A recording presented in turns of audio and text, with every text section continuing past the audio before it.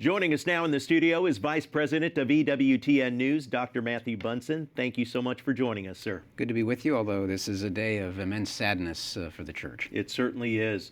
Talk to us about what is next. What can we expect?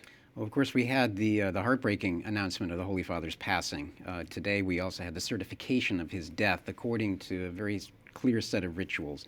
What this does, the passing of the Holy Father, is set into motion a series of acts or stages. The first one is focused, obviously, on his immediate passing, and then he will be translated into St. Peter's Basilica to lie in state. We've seen that, for example, with Pope Benedict XVI. We saw that in 2005 with Pope St. John Paul II, where the faithful will be able to process and pray for him and see him in person. Then, within 4 to 6 days, according to the rules, there has to be a funeral. And this will be a slightly different one in the sense that Pope Francis has simplified the rites for the funeral.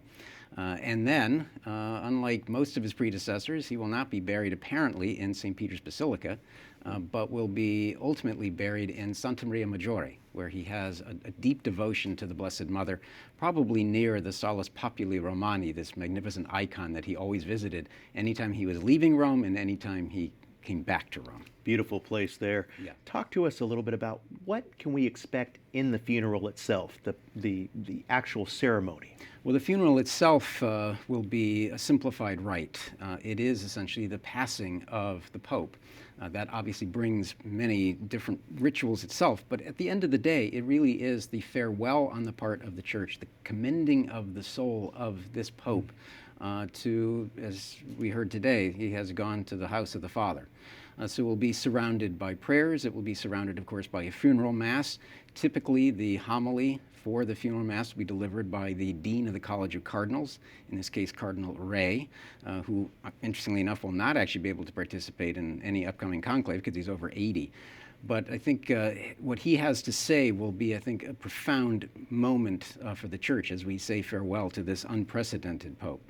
And the conclave itself, when does that begin? Well, the next stage after the funeral is the general congregations. All the cardinals have come to Rome. They will meet. A date will be set for the conclave. It basically has to start no earlier than 15 days, although they can adjust the dates as needed.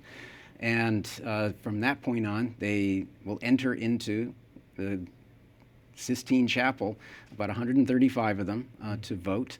But for now, obviously, all of our attention is focused on remembering Pope Francis, commending him, and praying for him leading up to the funeral. And then after that, all of the rites that follow will come in due course according to very clear rituals. And let's remember, too, that we are praying for the repose of the soul of the Holy Father. This is a moment of great loss for the Church. Well, thank you so much for joining us, Dr. Matthew Bunson. Great to be with you. God bless you.